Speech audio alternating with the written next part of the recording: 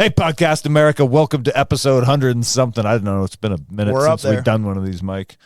Brought to you by my company, Training Northwest, which just wrapped up round 1 of Rifleman Camp a few hours ago. Yes, sir. Next round is coming up September 5 to 7. I had a bunch of late cancellations, which I'm kind of annoyed with. But what that means is that there are, I want to say, like 5 or 6 openings available right now. So I think by the time this drops, there's still 2 or 3 weeks to register if that's something you're interested in. The one we just wrapped up, you will hear, went extremely well on multiple levels. You know why it was such a good camp, too, is because I was shooting through this phenomenal scope. Oh, made by Vortex Optics? How did you know, Tobin? How could I possibly ever know? Because I'm a dealer. Oh. So as hunting season is approaching, also, Dave, especially if you're local here in Snohomish County, Washington. Dave's making fun of us. We got our buddy Fireman Dave back on the show right now. Dave's not here, man. You can get your optic from Training Northwest, and if you're local in Snohomish County, you can come out and zero it for free, which would be wise because deer season is right around the corner, and then elk season, and then don't you have a class for hunters season? Right before the That's season? That's true. I think I do. It's on the calendar. Go to on the website. It's Yeah. October something or other. Yeah. Right before deer season, because I know all deer hunters wait until right before deer season to think about zeroing their rifle. As one does, my friend. As they should. Don't you ever change. No. So stupid. All right, what did we talk about tonight, Tobin? I'm throwing a curveball. Training Northwest, at a few rabbit holes. I wanted to get into the mind of Mike a little bit, and I think. we did. We breached her. We breached her. Yeah. We hit a few stacked rabbit the door holes and breached her. I think you guys are going to get a little confused on this one. Yeah, as one does. All right, enjoy the show, you guys. Start this off like professionals. Chocolate rain. When I see these mics, that's all I think That's all about. you can think of. All right, well, we just wrapped up first round of Rifleman Camp. Year in a couple a hours row, ago. but 3rd year in a row. Congratulations, Tobin. I don't know if it's congratulations. It's more like it's like a relief because I always stress that it be a good course. It is. And so then every year when it wraps up and it's like, all right, I see smiling faces, then I feel good. Yeah. Oh, dude, I've seen smiling faces every time. I think you have a different perspective on Rifleman Camp because you're the one doing it. Yeah, the creator. As a man who just completed it, I was a rifle boy, but now I'm a rifle man. Dude, everyone has a smile on their face. I've never been there 1 year. I think that's why all the faces are so familiar is because they left smiles off at you. Yeah, that's true. Year 1 would have been the beginning and the end of Rifleman Camp. But you put out a solid product and you put it, I think having everyone like that concept of the Minuteman, like what do you need for 3 days is kind of how I approached it. Like you could be on call and just, oh my God, I got to run out and fight the fucking redcoats. Yeah. You know what I mean? So you see some people and it's like a hunting trip. It's like, you got a titanium stove and a teepee tent in there? Because you have got the biggest bag I've ever seen. But then and I feel like it helps hunting over the years to be like, I'm learning how to move distances, condense my weight, tools I really need. Yeah. And some of it is learning to give up luxury, even though I slept in a cot in the back of my Tundra, which was glorious. I wasn't on the ground, but it's like what I brought was like, a poncho blanket, and then just some sort of shelter, like just a small I fit all tarp. 3 days worth of crap into a really small day pack with the idea of like travel light, freeze at night. Yeah, and I would rather if I'm only going out for 2 nights, like when we are deer hunting, then I will elect a little bit of discomfort to ditch some weight. Yeah, but then I also bring bougie shit like steak. Yeah, but that's the stuff that helps you kind of keep going. Yeah. But it's I don't feel a lot of other courses are like bring what you need. Normal shooting course is normally like a day. Oh, just show up on the range. Yeah, bring this much ammo. So to have like an adult summer camp of shooting, it's not only fun, but what you guys always say, and it's same for me, like going hunting. You buy all this cool shit, right? But then once you use it, that's when you're like, this is good. This is bullshit. I need 2 of these and ditch all this other shit. Yeah. Mostly what I'm hearing while you're talking is I'm getting excited for hunting season because for me, hunting season is where I get to nerd out on all this stuff. Yeah. Because it has so much parallel to like running a Yeah. and how I would go about it, and it is a fantastic like training op for anybody who is just out on a deer hunt. Well, I think like I said earlier, the idea of a Minuteman is a unique thing because it ties in hunting and warfare. You know war through having a machine behind you to help you through the war. Minuteman didn't have air support. He didn't have all this stuff. So it's like it's a bit more hunting in that way where it's like you need to have self-reliant. Yeah, there's no supply train behind you. Yeah, so like the idea of having where it's like you'll learn weapon manipulation and shooting, but also it's like you're going to learn how to be self-reliant in like not just survival, but like you're going to be gone for 3 days maybe. Mm-hmm. What is the least amount of weight you can take and make this happen? Or what is the balance of comfort versus weight that you are willing to take on, I guess. Yeah. Really. And it is cool because it's like when we are out doing our deer hunts in these valleys where we go, it's like we're establishing our own little vehicle cache base camp. Yeah. And that is ours. We are our own supply train, and we always are. So we run these little 1 or 2, 3 night patrols out of our vehicle camp, and it is a fucking perfect training operation. I really like that. So one of the things I appreciate on the range, and as kind of an instructor, you're not micromanaging and telling guys what to do every step of the way, and letting them, like you said, figure it out, make the mistakes on themselves. So the same thing went with like what to bring. You told them like the minimum, like, hey, bring this and this at least, and then think about these other things. But then even the pack list of what they're bringing to the camp, they can figure out for themselves, like, was this enough or not? And because that's how that shit sticks, you know? Yeah. Yep. Yeah. I didn't want to go down a road of just fucking patting myself on the back. No. You're not patting yourself. We on the back. got Dave and Dave sitting here with us. I'll make you. I haven't had a chance to talk to the esoteric mind of Mike in weeks. Yeah, I'm more interested in what's going on in there. What's going on in Mike's mind? Mm-hmm. You want a deep dive? I want to. Let's find some rabbit holes, buddy. It hasn't got. I mean, the earthquake thing you already talked about. We've been working. I've been working my ass off all weekend. Yeah. I don't want to talk about the thing I was just working my ass off on. Like, even though it was fun and it was a good time. Yeah. Let's go. Let's do something else for a minute. All right, you want to go esoteric? The earthquakes have been wild. Mm-hmm. You see more action all throughout the earth. The sun is at the end of an 11-year cycle where it's at the top. We're coming up at the end of a 12,000-year cycle. Yep. And so it's like, and the world never feels weirder. No. You know, everything's constantly. Just, yeah. I mean, you want to go esoteric, but it's like you got to admit the whole Trump Epstein thing. Because wasn't that half of Trump's thing is like, we're going to get dude, he started with Hillary being like, lock her up. He's fucked up all his campaign promises almost at this point. So I live under a rock. Tell me about Trump Epstein. What's happened recently with that? One of his big campaign promises was to release the Epstein files. So then he hired 2 guys to run the FBI, the director and assistant director, who are both very publicly outspoken, or previously were publicly outspoken proponents of releasing all the Epstein shit. So the moment these 2 guys get into office, they're like, yeah, we saw everything. There's nothing to see. Don't worry about it. No. Got it. Yeah. Because everyone on the list happens to be who's funding. Because they're all on the list. That's what's going on.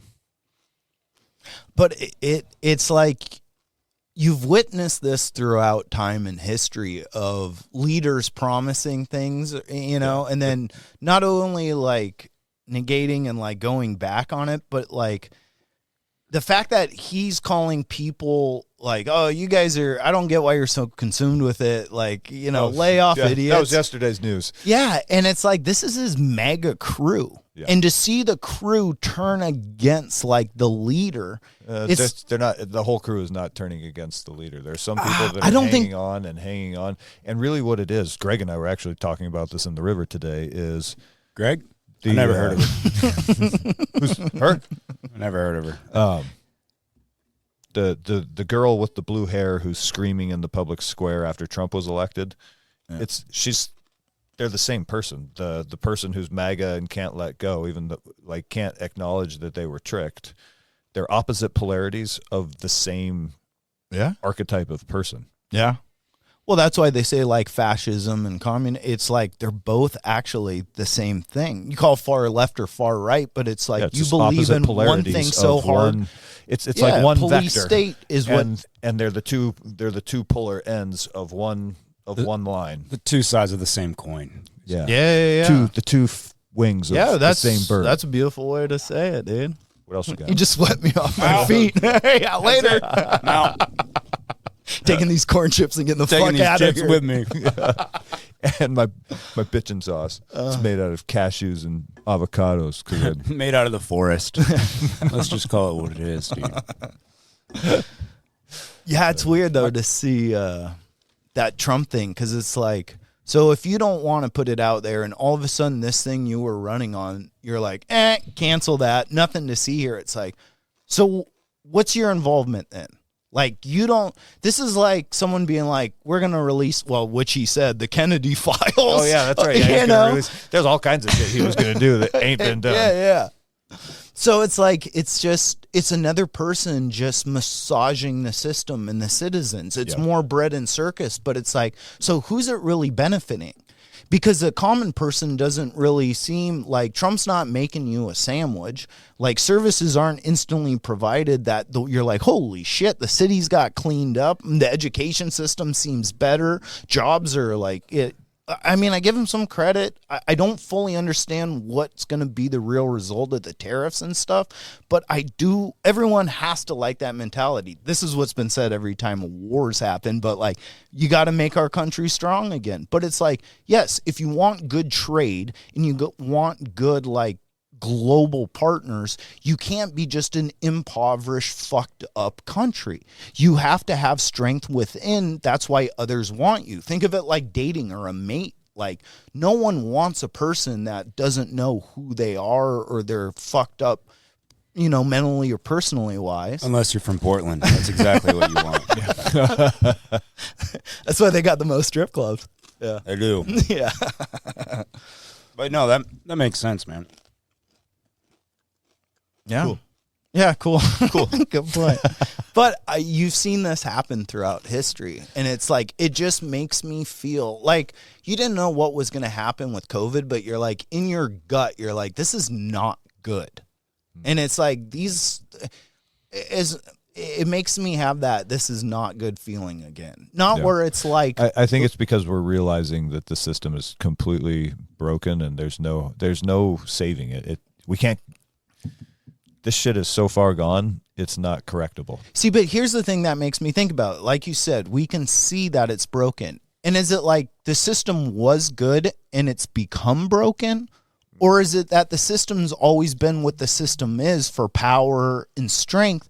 But I don't think we'll ever, there's no way to know. But you would never know it back before printing press. You know what I mean? And then before, like, telegraph, and then phones and radio, and now internet. That's why I'm saying I don't even know what's real and what isn't anymore, because a lot of what I'm being told, like, I'm being told a war is happening in Ukraine, and maybe that's 100% real. Or maybe these are all fucking AI videos made to have elicit a response from elicit a fight or flight, like a response when I see it. Like, I'm like, oh God, you know what I mean? Yeah, but it's like, I think major events happen throughout the world. That's what's constructed the world. How it's actually truly gone down.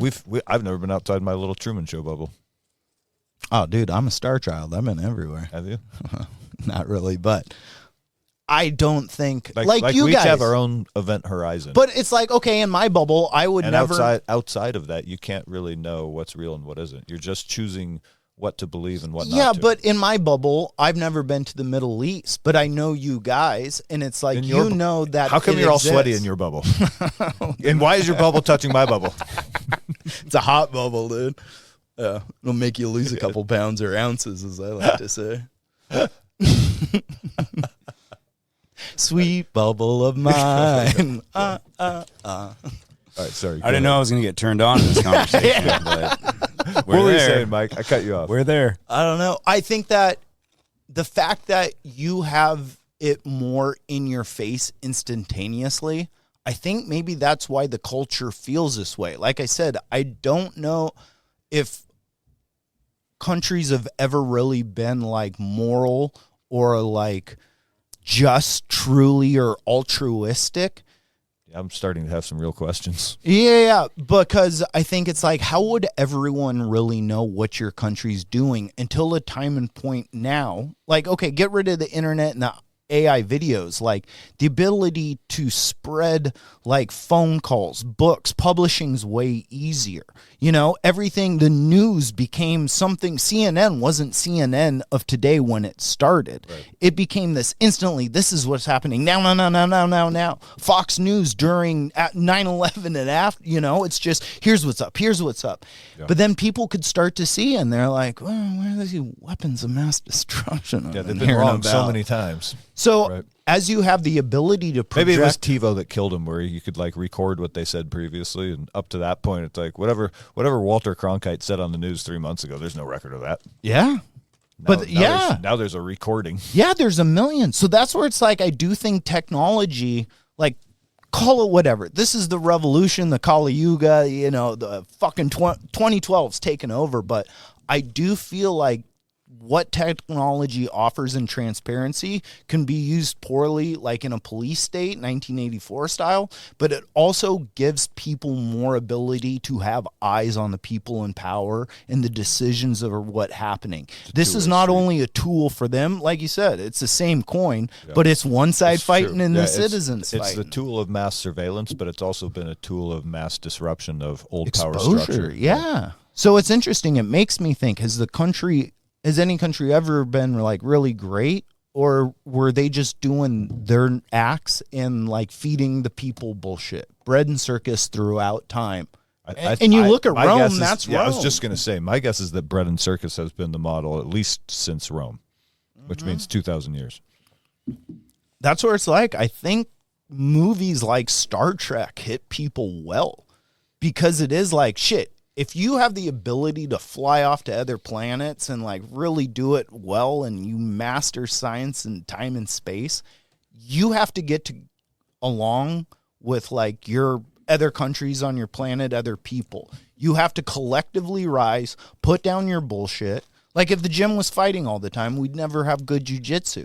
But there's a lot of camaraderie, and like people have respect, and they want to help. It's not like, oh, I got to do this. It's like, oh, let me show you this. Trying to help your teammates. And that's what makes something successful. So I think like the idea of like Elon Musk, Starboy, Mike Kozak, Starboy, like you need your culture. It's been said many times. Yeah. You need your culture to fucking like get along. And it's like, that's a planetary shift. Yeah. And I have a full philosophic thought, which is that it's the actual existence of government that creates the division, because it creates the problem that it ostensibly exists to solve. Whereas if you could rewind humanity to day one and just true anarchy, which is not it's not people breaking windows in downtown Seattle. It's people, you are born into this world with morality intact, I think. And so if you didn't have this system of social engineering that is society, then people would just either grow up and evolve, just obeying their own morality. Yeah. And you wouldn't have a need for, like, all the things you can tell me that a government exists for would be unnecessary. So I'm not even sure that the government is necessary. If people are being held accountable for their own actions. Yeah. And if you have to, if your own morality does not guide you, then you might need to be dealt with and removed from society, like severely, harshly. Trebuchet. But you know what would replace that is a society of people who live within the boundaries of their morality. Yeah, but then you're putting fear and instilling fear due to I hard think that's consequences. the opposite of it. Is it? Because I don't know. I've been thinking about this. Is actually, it's funny. I think the government is created out of fear to perpetuate fear. But I feel it's fear due to other people telling you what to do. Say you had 3 farmers, right? And you all had some property next to each other in like a little pie shape or something. And say a tree. Squares. Yeah, squares. And Circles. A tree falls onto your guys' 3 property. Well, you 3 farmers can probably get together and figure out how to get rid of this tree, cut it up, buck your wood and stuff like that. And you can probably do it good. And that's like, okay, that's a community. That's the people. But imagine a tree falls into your 3 farmers' areas, and now a group comes over and tells you how to cut it up. Right? So that's the form of the government, even though they're people probably in your community. It's once rules are truly enacted, which don't get me wrong, you have to have rules and stuff, but the form of what government is, just the creation of it, an overseer. It's like is the. I also think there's something to the like creating the reality you want to live in, where when you live amongst a government system or under a government system, they tell you or they permit what you can and can't create. So a lot of people, like, I say fuck it, do whatever you want, but not everybody's on that mindset, right? Yeah. So a lot of people will be like, man, I didn't build a deck on my house. Like, why? Couldn't get a permit.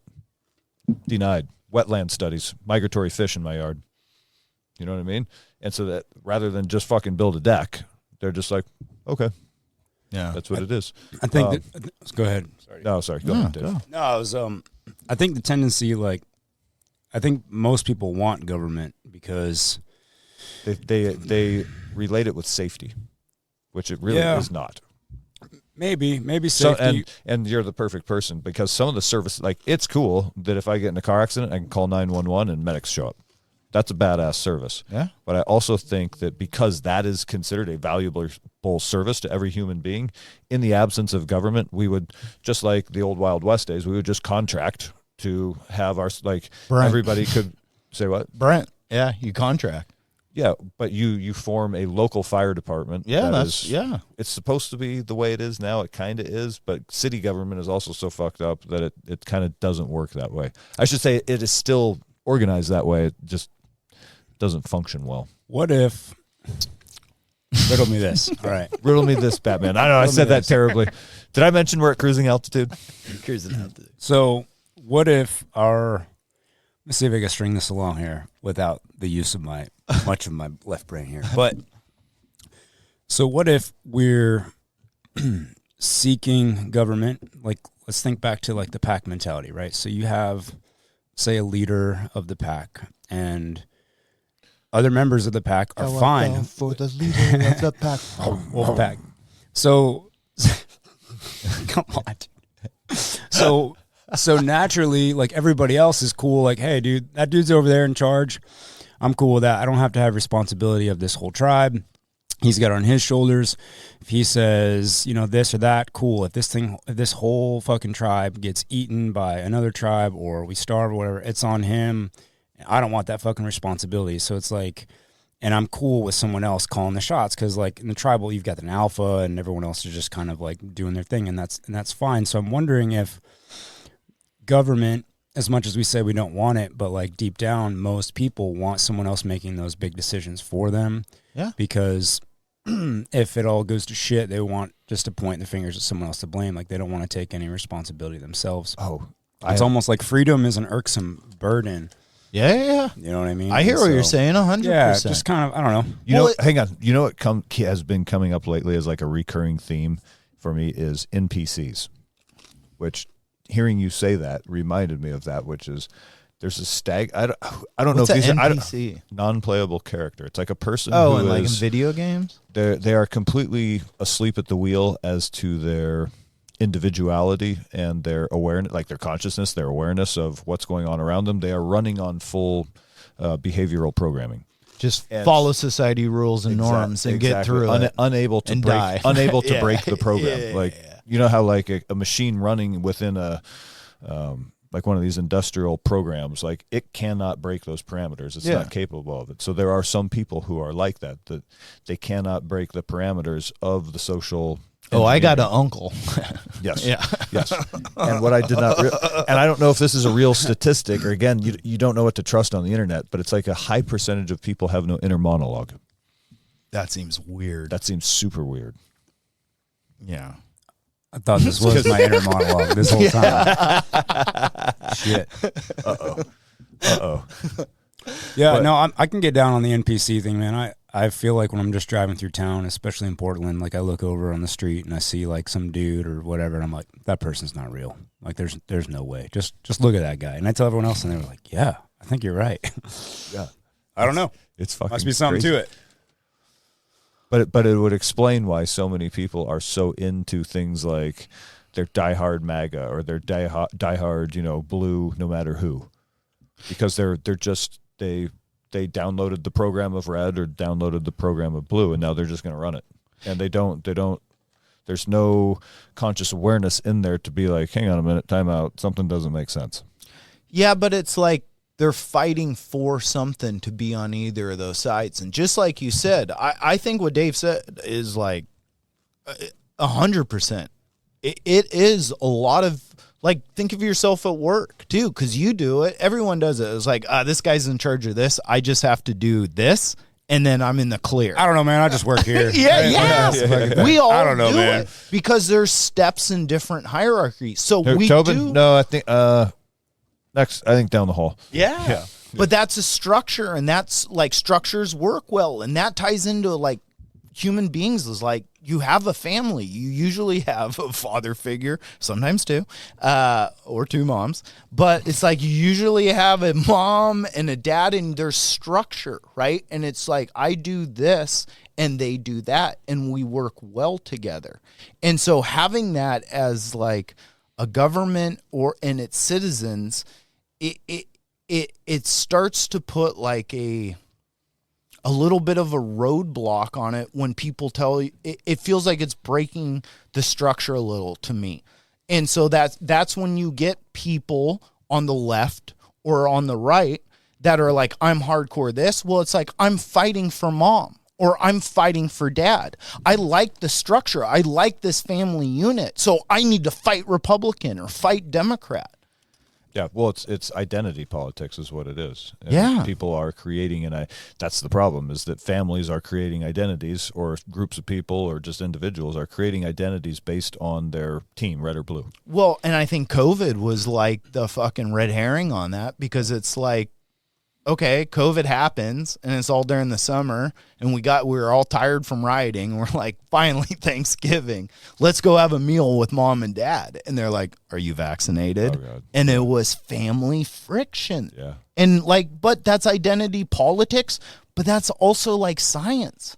And all this stuff, these mergers that, like I say, this is not leading us to Star Trek. This is leading us to Star Wars. This is leading us to idiocracy. Yeah. But it's like, I like money. yeah. Brondo with plants crave. Pretty sure you got to put water on the crops. You mean like from the toilet?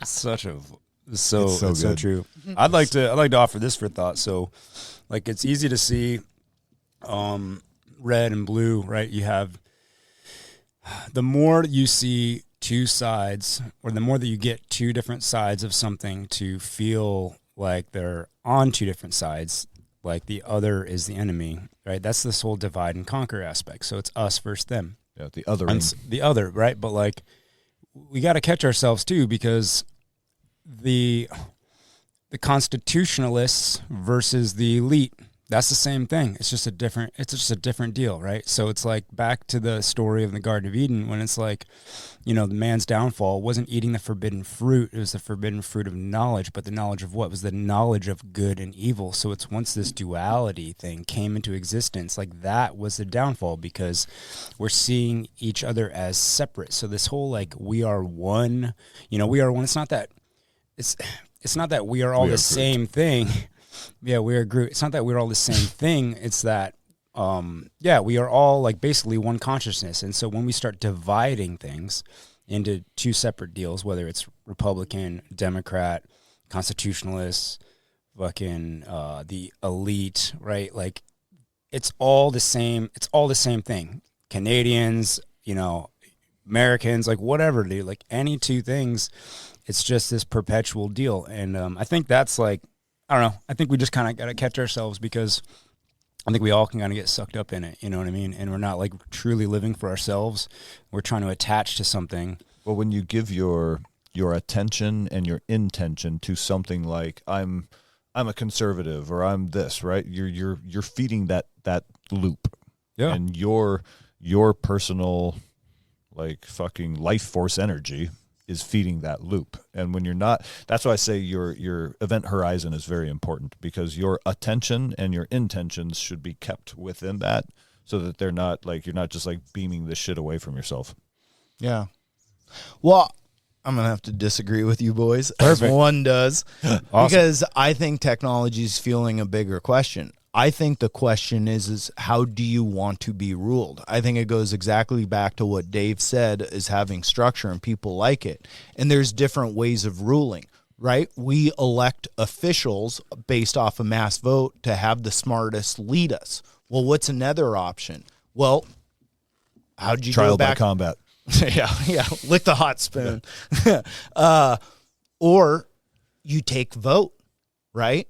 And we are at the first time in history we're taking instantaneous votes for so many things. Like that's how you really represent your people, or your people represent themselves. If you could have a system through which everyone was represented and formed more, right? That's more like idealistic, but it's a different way. How do you represent society? I think a system of voting always leads to half the population controlling the other half.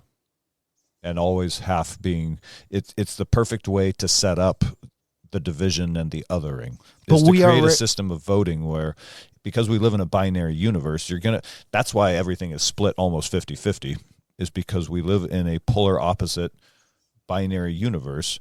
So for everybody who feels one way, there has to be an equal and opposite that feels the opposite polarity. So we're always split 50-50. So it's very easy to hold that line of division. Yeah, but what about like World War II? Fact that there's a vote with two options, therefore there must be a line of division, and because we live in a bipolar world, there will be a 50-50 split. So do you think you take everybody who's on the opposite polarity, even though they are of the same, what do you want to call, substance or vibration or frequency, and you divide them. That you know what I mean? Like very simply, and then you other them. And when there's equal. another, Yeah. then now you have fear and you have an enemy. But what about things like World War II then, where it's like the whole U.S. population, like after Pearl Harbor, like every priest and nun you knew was like, give me an M1. Kill some Japs. yeah, exactly. 100%. Where's my Which makes you K-bar? wonder, like, so what all went into Pearl Harbor? You know what I mean? What do we not know about Pearl Harbor? Shit. We will never know, but the Lusitania, the Gulf of Tonkin, like WMD in Iraq. What do we not know about Pearl Harbor? But you had the whole population behind that war. As World War II started to get longer with the Japanese, people are like, why are all our boys dying? I mean, they said that throughout Europe, but like U.S. got burnt out of World War II, which is completely understandable. But that beginning swing, like, I don't know. It's like if there's going to be like an opposite for everyone, there's going to be moments in time in history that events happen and they swing like that balance off, whether it's one way or the other. And it feels like going through all, like the world is just way nuts, way more nuts than it's ever been. Yeah. So it's like, is this one of those moments of pivotal shift where the balance gets completely to one side or the other that changes and has repercussions throughout history from that huge shift? Because I do think like this last election and two were like, they're so close. And then, the nation is divided. But it's like, well, what has to happen for it to go all one way?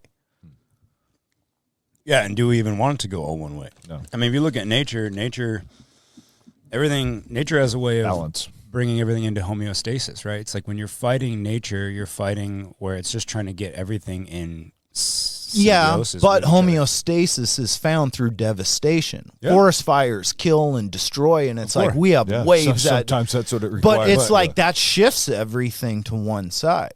So it's like, even though it's horrible, brings us is it bad? Brings us back to the Earth erupting and lighting everything on fire right now. We're there. Yeah. We might be a little bit out of balance, and it might be about to get corrected. Dude, I had a. I feel like Mother Earth Just saying. spoke to me one time. Well, she spoke to me lots of times, but one of the times I was actually like just saying sorry for all this fucked up shit we're doing, like whatever on the planet, like sorry, like we're so messed up. And she was like laughing, like, do you think anything you fucking do on my planet? Yeah. Do you think you can? Really alter? I can't fucking fix or change within a fucking couple million years. Like Shake I've got you guys millions off of like years. fleas. Yeah, you don't have shit. So it's like you're just fucking stuff for yourselves. Can't get along or whatever, or ruining your own environment. It's like I'm gonna be fine. You guys are just fucking it for yourself. So I don't know. The Earth will, Earth will be here. The citizens maybe not. The Earth won't be here eventually, but we live in dog years compared to the Earth. And it is a weird thing to be like, yeah, we're just going to completely, this thing that sustains us and homes us, we're going to... What on earth is going? Did your vibrator turn on? Sorry, that's my white rabbit. Can I sit that on my? Can I sit on that? You want it flat or upways? Both. But it's like, yeah, the Earth will be fine. You want to go down a deep rabbit hole. In fact, you know what? Let me go down your hole. Because we were because we were talking about Rifleman camp. One of the cool things about this year's camp is that a lot of the conversations we did go deep down some rabbit holes, whether they want it or not. No, I think most of the guys who are there are down to hear it and at least consider it, and that was cool. But now I forgot the rabbit hole I was going to go down. Chupacabras. No, I can. Well, while you're thinking of it, Mayan cannibals. Fuck, what were we just talking about, Mike? What were you just saying? Last night's conversation? No. Oh, me? Rewind. The Earth shifting. The Earth. That's what it was. One of my the poles. Yeah. Cruising. I got cruising two poles. altitude. Yeah, got north and south, baby. In a plant medicine ceremony recently, one of the things I saw was that the Earth is going to be cleansed by fire, which. Take of that which it was. I was told last time it was water. This time it's fire. So take of that what you will. That might just. Don't you need water to put fire out though? Yeah, but it could be both. Well, no. It's last time the Earth was cleansed by water, which we all know as the flood myth. This time it will be fire. Doesn't sound fun. Let me know. But also, it's a good thing there's a lot of water on this thing. It's the blue planet. Glad I live on a river. I'm getting a boat ASAP. I'm a fireman. Oh, yes. You'll be fine. You can. What was that movie? Was that? You can't smoke in here, sir. That's all right, ma'am. I'm a volunteer. I'm a volunteer firefighter. Out there shadow boxing the fire. Fuck up. You were going to say something about the flood. No. Flood would suck. Fire would be worse, though. I mean, at least you can buy a boat or build a boat. But a fire, what do you build? I think there will be a way through. Dude, you ever see those shows where guys buy, like, during the Cold War, the U.S. had so many missile silos, and they're like, it's like, flip this house. Yeah, they, like, sell them to people, and, like, it shows what their, like, little prepper doomsday thing. Yeah. That would be the only way you would survive. I haven't seen the sunshine in fucking 4 weeks, but you know what? The spiral staircase is pretty cool. The tanning bed takes care of the old sun. What do you need that pesky thing for, dude? Yeah, LEDs grow the tomatoes. I will say, so you did spark the conversation at the Rifleman camp. Like that, that was like actually, that was refreshing. Yeah. To be quite honest, because when we get in these crews of people and they just assume, or it feels like the conversation needs to be all about the military or guns or had you not met all these guys who came to the camp, you would have like showing up to something like this, you would expect it to be a lot of ego and sort of bullshit. And in keeping with, the universal constant of like attracts like, that's not at all who the guys who come to this camp are. It's a really kind of cool group of both intelligent and I don't even know, capable guys who are interested in doing woodsman type shit. What I like is the thinking for themselves. So that was the thing. So like when we're talking about aliens, or we're talking about fucking Bigfoot or any of this shit that we can go down all these rabbit holes, like the common denominator is everyone just questioning, right? So it's like whether it's you're questioning the government, whether you're questioning. I slept with Bigfoot one time on a vacation. I was out on the peninsula over by Forks.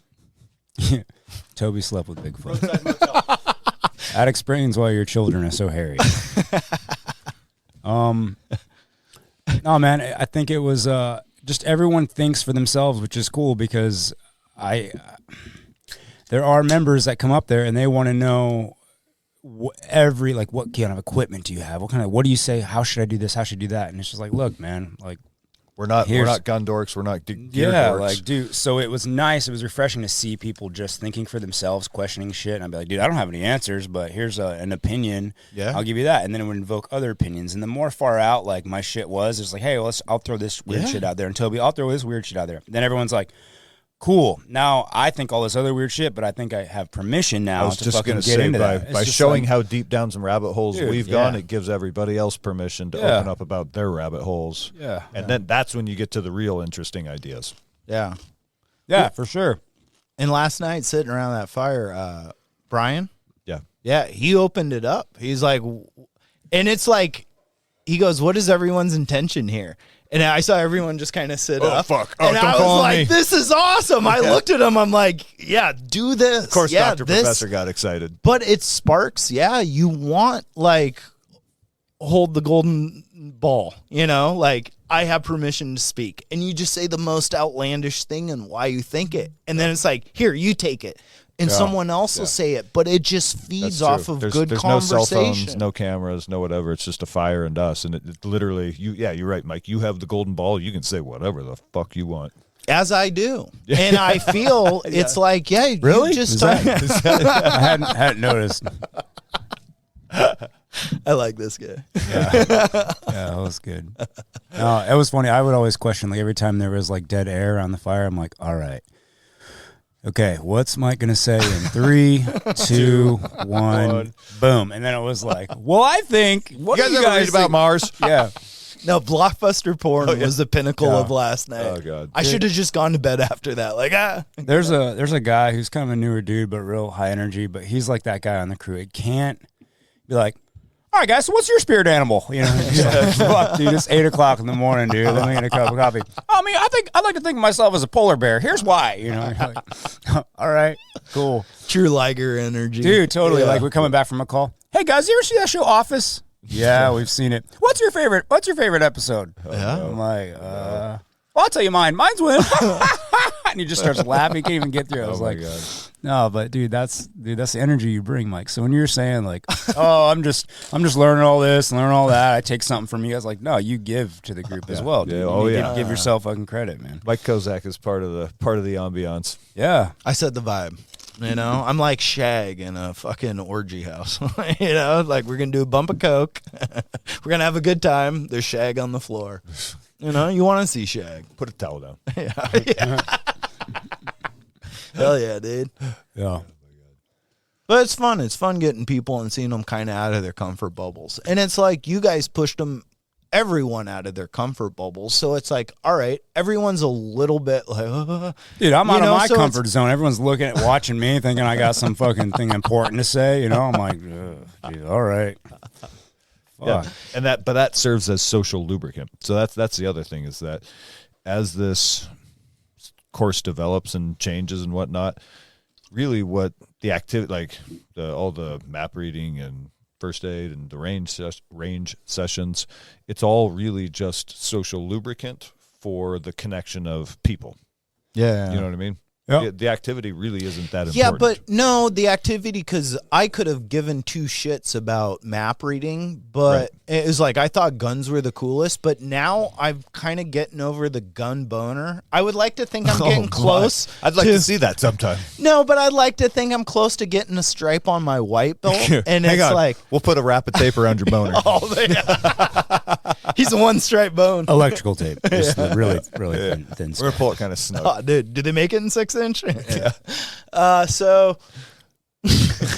So, no, but I felt like I've gotten enough time behind the trigger where it's like, I don't care when I shoot during this stuff. It's like, I'll shoot eventually, but what it's like, the medical courses have been more exciting for me, and fucking the map reading and learning how to do that has become so much more interesting, to the point where I'm buying different compasses and stuff, and I'm figuring it out more. Cool. And what started on my phone as doing topos and hybrids that way, like learning the true orientation and putting yourself in that, like, the mapping I think is fucking awesome. It's something I nerd out on too. And actually, you'll notice there's like maps hanging in our houses, like wall hangings, because I like maps. Yeah, I like maps. I like maps.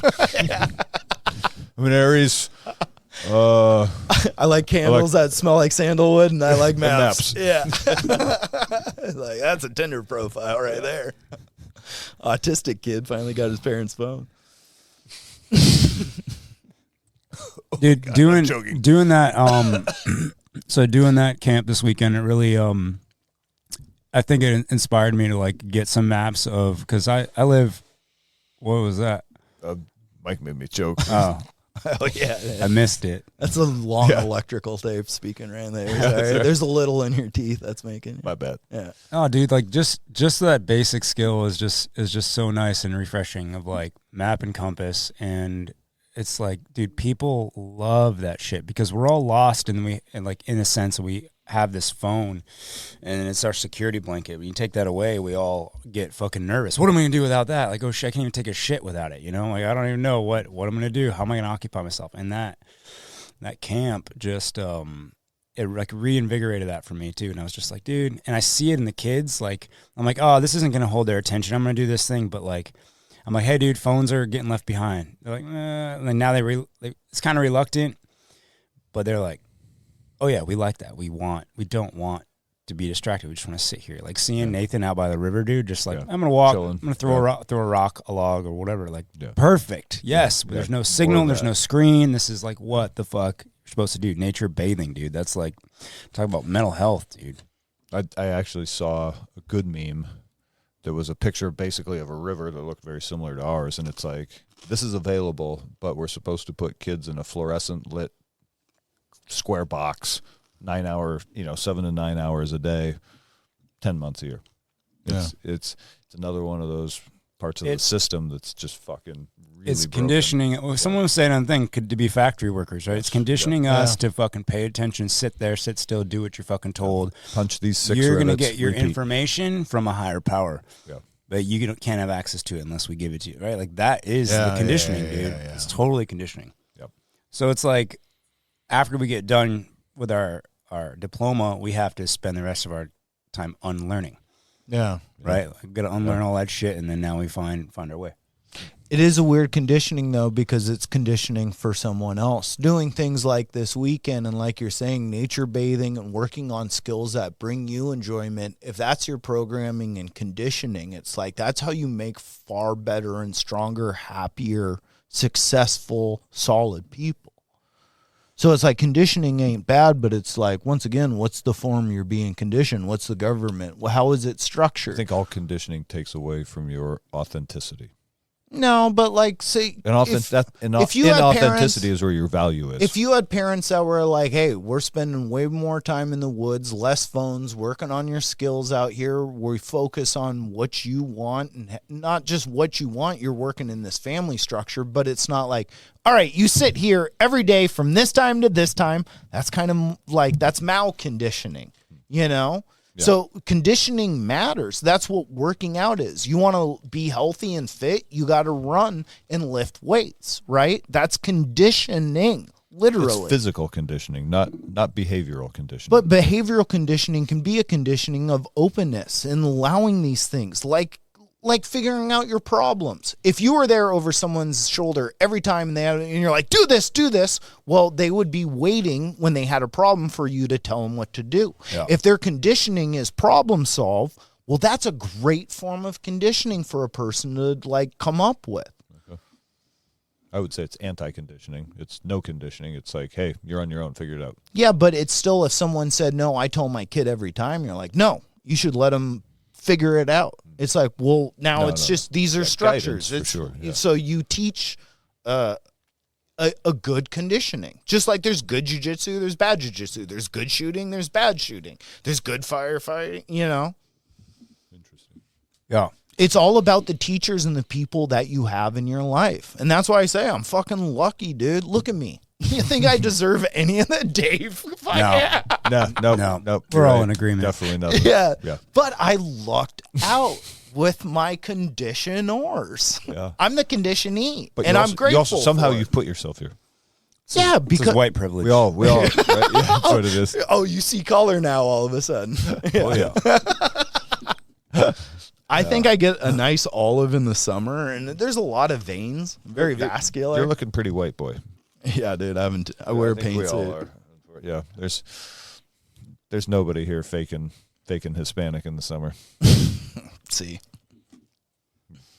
pee break. Pee break. We're back, and we're basically back to wrap it up. I think. Closing statements, Closing boys. statements.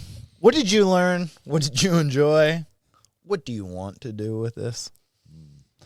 I became aware of where I'm headed with Training Northwest, whether it's official or kind of under the table, but it's less about the skill sets of operating equipment and more about the development of the self of the people who are coming out there. Not so much focusing on technical skills, focusing on personal skills. Yeah. Well, I will say one thing, because I grew up with interesting parents and family and got exposed to a lot of wild ideas early. But what I found is that through doing things and ascertaining skills, it is a form of meditation. Just kind of like we're saying about the podcast and being present. Yes, When trying to be good at something is a form of meditation. But it's just because you can't focus on anything else when you're improving. So whether it's shooting, whether it's jiu-jitsu, whether it's archery, whether it's talking on a fucking microphone and really listening to the people around you and trying to feed back, I think the skill development is the conduit for like the self-development. And it's interesting to be here from like stage one to see what it is now. And I think as you tie in these skills and like, I'm sure you keep perfecting just basic things. All right, I want to do this drill. I want to do that drill, but you're forming it to build things. Like I felt there was so much more of a linear structure from the first couple days to now the third day, and we're putting it all together to whereas the first camps, it's like, here it all is. And then it's like the last day, it's like give too much. Because I thought that people were, there was this whole fieldcraft survival sort of genre where it's like, people are coming to be wowed. You know what I mean? They weren't there to like. They were kind of there to just touch the magic of their favorite YouTube star. Yeah. And so like that is what I witnessed when we hosted the fieldcraft survival classes. Allegedly. And so what this is, what this is I don't teach anything fancy. I teach fundamentals. I'm just getting my skill at teaching fundamentals is increasing. Yeah. And so and then by putting it all together throughout the 3 days, I show you how the fundamentals are actually what you need to be able to function as like a small team. Yeah. But it's cool. You see people like really building off that and like talking to other people and like looking at other people and seeing what they're doing, and then it's all of a sudden they're explaining to someone else, oh, I like doing this, and it makes this little thing easier. And it opens everyone up, and I think what you're doing is great, dude. It was a fun class. Yeah, good. I hate it. I hate it all. I don't know. I just hasn't missed one yet. Hates them all. Hate them all. You keep inviting me back. I'm just like, all right, I'm gonna try it again. Maybe this one will be good. I really like that river at the end, so I'll just drudge keep through going. all this shit. That's why It's go. the only river I can find. Just to take some mushrooms and stay naked in this place. I can run through the forest like a elf. Well, you don't want Ass-Kiss Rodeo, but you definitely add to the experience, brother. Well, thank you. You say I everyone has appreciate their part, but it's like just to have someone over your back, like, hey, If you do this, it'll help with that. And it's like you have a very direct, but there's not pressure and there's a good rapport, like back and forth. Like, thanks, man. It's friendly. So it's like every time I've done this camp, you've been there, and it would be a huge loss if you weren't there. I'll be honest. Well, I attribute that to me trying to live from my heart, dude. Honestly, right? And I just kind of read, what is this guy, like this guy's nailing it. I'm telling him, like, hey, dude, I learned shit from you, dude. So you're doing great. Like, try this or try that, but like you're rocking it. Like, oh wow, like, and I could just see that feedback. Or, yeah, I don't know. I treat everybody differently. Safety is the number one priority, but then also kind of building them up because it's a foreign territory, you know. Yeah. And so people are entering with different levels of skill and confidence. And so everybody's having a slightly different experience out there, and that's one of the reasons Dave is so good, is that he can recognize where everybody's at, and he's sort of he's just sort of like water, right? He moves with whoever he's working with at the moment. Oh, stop it. Keep it coming. Yeah, keep it coming. Keep going. Keep going. He's like boiling water, I would say. Yeah. It's hot, dude. It's nice watching you steam. Yeah. That's funny. So gay. So gay. That's All great. right, well, okay, let's finish up. But since I have two great instructors, give me critiques. I want to hear what I did bad. Oh, boy. If you can even find it in like your memory bank. I will say this. I noticed multiple times that you are no longer blading your body. Yeah. And it looked like you're finally getting... Nathan was kind of like holding it down for you with the accuracy. But... it looked like you're pulling your groups in like super tight. Like you and Nathan both were just fucking dialed. Yeah. I liked that you were one of the few that when it came to the casualty, like you took that shit serious. You went to action, right? Like you packaged them quickly, the tourniquet, like, dude, it was cool. And then, you kind of had, so having, a teenager as your partner, you were even directing him what to do, which is, quite frankly, like an emergency scene, a lot of times that's what it is. Like one person is like managing not just the patient, but the crew as well. Like, hey, I need you to do this, do that. Like if some person is lost in the sauce, like, hey, okay, now flip them over here. Now do this. And so, wait, don't connect that. Hang on. Like you're all over it. And so I thought that was pretty cool. And during it, always safe. There wasn't a thing. I'm like, dude, I got nothing. Just time behind the gun and keep logging hours. Yeah, yeah. That's what I need to do even. You know what I mean? Yeah, I mean, we like, all do. Like some old techniques from Ranger Regiment are like still like, oh yeah, this is the way I would kneel, but now it's like, man, I'm really finding this method. Or Toby's talking about, shoulders over hips, and I'm like, yeah, I could probably do that a little bit more. You know what I mean? But yeah, so we always take away just more time behind practicing those things. Yeah. But no. Yeah. Yeah, dude. Nice. I'm ready to sign autographs next year. Yeah. A lot of times the only reps I get are when I demonstrate. So I'm like, silently, I'm in my head. I'm like, oh my God, I hope I can still fucking do this. What do I do? But dude, but so honestly though, man, like even missing or just fumble fucking or whatever, like that is, I think, the difference between the energy of this place is like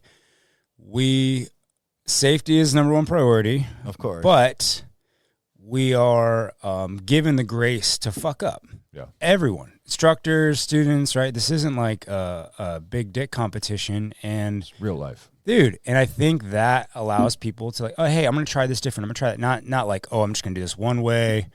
Like when I'm on there, like, hey, dude, you want to try? Why don't you try sitting down? Why don't you try this? Oh, okay, yeah, all right. Well, does that not work? That's not working for you. All right, cool. Try something else. It's just like, we all have permission to like. And I tell them, like, we're not here to make a pretty target. Like, if you're like, we're trying to push the envelope, fuck some shit up. But that's okay, because we fuck it up, too. And so I kind of like that, instead of, this is how many people I killed, and this is the way I did it, and I call this method. there is one way to hold your left hand on the front. Yeah, dude. Exactly. And it's just like, fuck, come on, man. And I think people like appreciate that, too, like on the firing line, because, like, the less talking we do is the more time that you actually get to try and mess with the skill. So, yeah. All right, we'll wrap it up with my last thing, and this is it. We're done. Leave a review. No, not that. Oh, okay. With the missing, but do leave a review. I don't care. I haven't logged like crazy amount of time with the AR, but I've done enough shooting where it's like I'm comfortable with it. It's different to me in compared to like doing my bolt guns, because my trigger I feel is different, but also I feel like the intention of the AR is to just start sending rounds downstream. Yes. And once I start, like, I don't care about the misses. What I care about is my follow-up shots. Yes. And I feel like I get into a rhythm after 3 shots or 4, and I am just plinking. Yep. Whereas my initial ones, I could care less about. I just want to start acquiring and sending down. And there's so much internet arguing that could be argued over the context of what you're saying, but there are contexts in which what you're saying is absolutely correct. Yeah. And that's totally effective, and there's contexts in which it's not, and I don't even want to have those conversations. But you're right. And then the next evolution of the skill set is to start getting the first, second, third round hits. Yeah, And then, you know what I mean? So Build them. you've made a leap forward, which is that you can put those first couple rounds downrange really fast, and then you just keep going, and you're correcting your sight picture and your alignment while you're shooting, which that's a big level up. So then just the next level up that you're working towards is getting that those first shot those is first fast shots. just as good as the third or fourth. Yeah. Gotcha. Okay. Yeah. Yeah. I was talking about, we were talking about that with like drawing, you know, everyone's like appendix carrier, hip paragram's like, dude, like whatever you can do quickly with like the least amount of time and be accurate enough to beat them, because you're always going to be behind. You're not going out there drawing down on somebody. Like, it's always going to be from the defense standpoint for the most part, right? Yeah. Most scenarios. And so you're already behind the curve. So it's like, bro, if you're hitting them in the pelvis or like trying to make this perfect, if you like sit there and like trying to get this perfect fucking target in every hit to make it look nice, that's unrealistic. You're probably gonna be dead because you'll get shot Fights happening first, without right? you. So Yeah. it's like, yeah, send them down range, fire superiority, and yeah. So you're not wrong, man. I like Dave's answer way better. Send it into the grocery store. Women and retarded kids. Yeah, Those are my first, Yeah. like, yeah. yeah. Well, they're the first to go. Who needs them, dude? Fuck it. There's a bad guy in here. Yeah, exactly. It's trying to thin the herd. All right. Yeah. Are we calling it? That's it, boys. All right, Happy podcast. Yeah. Good night, everybody.